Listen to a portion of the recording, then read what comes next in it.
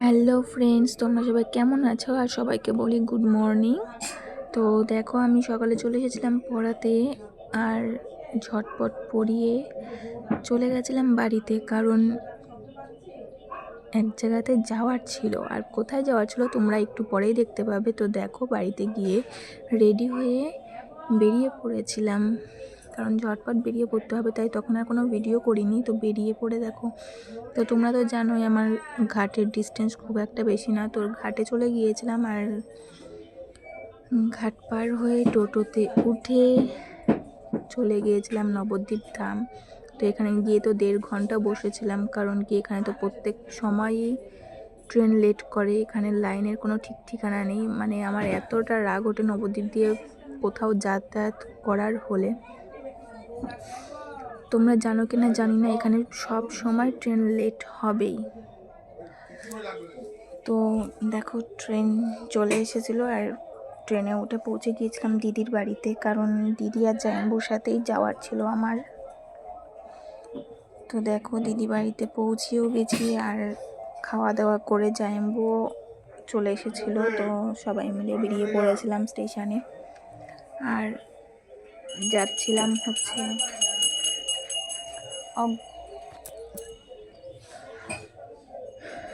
দেখো, ট্রেনে বসে পড়েছিলাম, যাচ্ছিলাম হচ্ছে গঙ্গাসাগরের মেলাতে।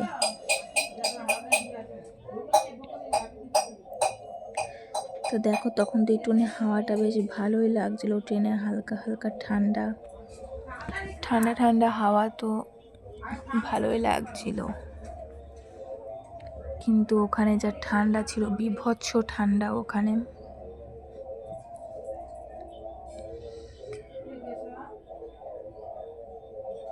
তো দেখো, ট্রেনে যেতে যেতে পৌঁছে যাচ্ছি, আর এদিকে দেখাচ্ছিলাম যে দেখো হাওড়াতে ঢুকে পড়েছি। তো হাওড়ার এই রেল লাইনে এটা আমার খুব ভালো লাগে, কারণ কি এতগুলো রেল লাইন পরপর আমার ব্যাপারটা বেশ ভালোই লাগে। তাই আমি যখন এদিক দিয়ে যাই না কেন, আমি ছবি বা ভিডিও আমি নিয়েই থাকি।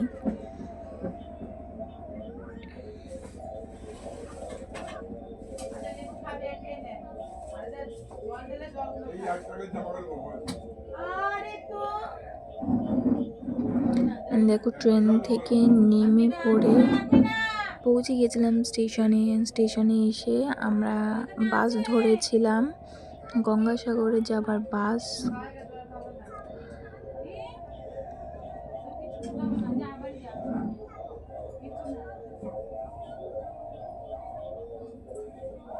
বাসের সিটগুলো বেশ ভালোই ছিল। একটু লোকজনের ভিডিও নিয়ে নিয়েছিলাম, কারণ কি বাস পুরো ভর্তি হবে তারপরেই ছাড়বে, তাই একটু টাইম পাসও করছিলাম।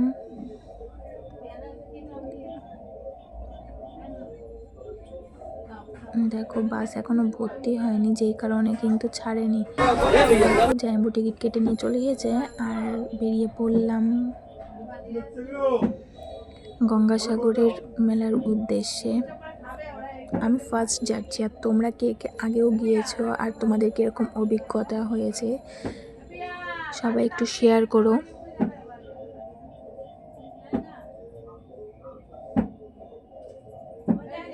দেখো, আমাদের বাসে উঠে খাওয়া দাওয়া শুরু হয়ে গেছে। প্রথমেই শুরু করেছি আমরা পাঁপড় দিয়ে। বাড়ি থেকে খাবার নিয়ে গিয়েছিলাম, দিদি বানিয়ে রেখেছিল রাত্রির জন্য। তো রাত্রির বাসে বসে বসে খাওয়া দাওয়া হয়ে গেছে, আর মাঝে তো টুকটাক রয়েছে, সবটাই কমপ্লিট। অনেকটা পথ দেখো দেখতে দেখতে পৌঁছেও গেলাম, আর ওদিকে দেখো বাইরেটা দেখানোর চেষ্টা করছিলাম, কারণ কি প্রচণ্ড ভিড় ছিল, আর এই ভিড় দেখে তো আমি ভয় পেয়ে গেছিলাম। আর যেমন ভাবনা তেমনটাই হলো আমাদের সাথে, কারণ প্রথমবার এসেছি, জামাইবাবু এসেছিলো, আমাদেরকে বলেনি যে এরকম এরকম ব্যাপার হয়। যাই হোক, আমি তো আর যাচ্ছি না, আমার যে অভিজ্ঞতা হয়েছে। তো তোমরা কে কে গেছো, তোমাদের সাথে কীরকম কী অভিজ্ঞতা হয়েছে তোমরা একটু শেয়ার করো, নাকি আমার সাথে এরকমটা হয়েছে। তো দেখো, এখন এই লাইনে দাঁড়িয়ে দাঁড়িয়ে এখন এই ঘাট পার হতে হবে। ঘাটের জন্য সৌন্দর্য লাইনের, সেই ছোটোবেলার মতন একটা ফিলিংস আসছিলো যে 100 মিটার রান দিচ্ছে, আবার দড়ি দিচ্ছে, আবার 100 মিটার রান দিচ্ছে, আবার দড়ি খেয়েছে, এরকম একটা করছিল ওখানটাতে। এতটাই ভিড় ছিল।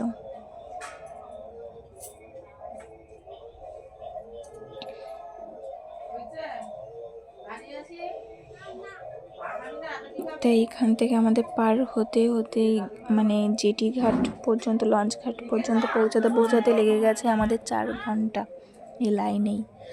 তারপরে আবার ঘাট পার হয়ে আবার বাস স্ট্যান্ডে যেতে হয়েছে ওই পারে। বাস স্ট্যান্ড গিয়ে ওখানেও লাইনে দাঁড়িয়েছিলাম 1.5 ঘন্টার মতন। তারপরে বাসে লেগেছে 1 ঘন্টা। তারপর গিয়ে এই গঙ্গাসাগরের মেলাতে গিয়ে পৌঁছেছিলাম।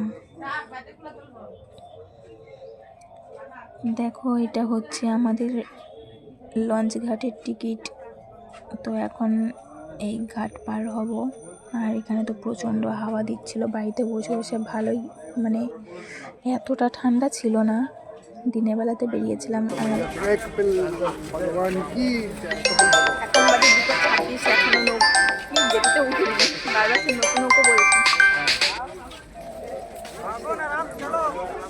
দেখো কতটা ভিড়,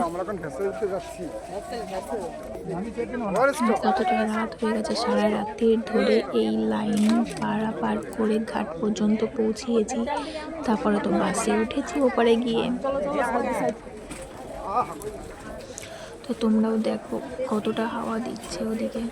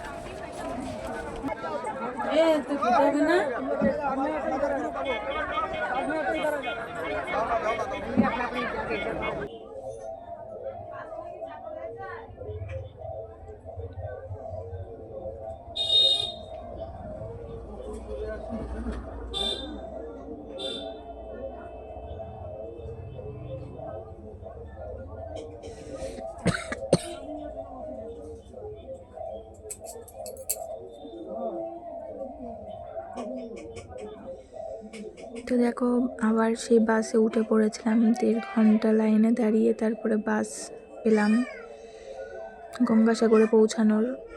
দেখো পৌঁছাতে সকাল 6টা বেজে গেছে আমাদের। 6টার সময় গিয়ে নামলাম। আর এখানে তো প্রচণ্ড শীত, মানে সারাটা রাত্রি জেগে এই লাইনে।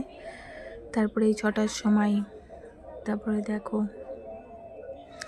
সাগর পাড়ে যাব বলে রওনা দিলাম। সেই বাস থেকে নেমেও আবার হাঁটাহাঁটি করে পৌঁছে গেলাম দ্বীপে। তো দেখো এখানে তো লোকে গিজ করছে, জাস্ট পা ফেলানোর জায়গাটুকুও নেই। তো স্নান টান করে এখানে মন্দিরে চলে গেছিলাম, কপিলমুনি আশ্রমের এখানে।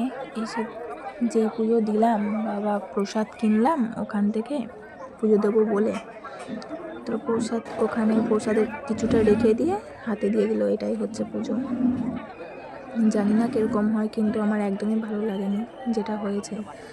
কি একটু এতটা লাইন দিয়ে এসেছি, একটু পুজোটা তো ভালোভাবে দেওয়ার কথা ছিল।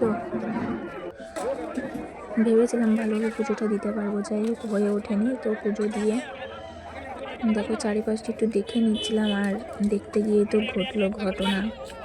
চারিদিকে দেখছিলাম যে এত নাগা সাধু। তো আমি তো আর কিছু ভিডিও করিনি আর তাকাইনি ওদিকে, চলে গেছিলাম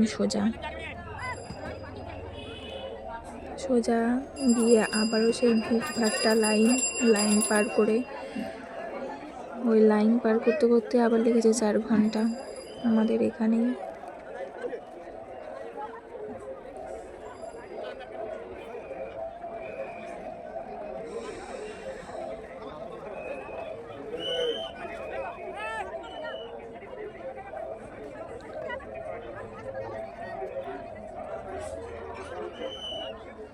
চারিপাশে শুধু নাগা সাধু, তাই আর ভিডিও করলাম না বন্ধুরা। তাই চলে গেলাম দেখো আবার রওনা দিয়েছিলাম হাঁটি হাঁটি পাপা করতে করতে, আবার লঞ্চে উঠে গিয়েছিলাম।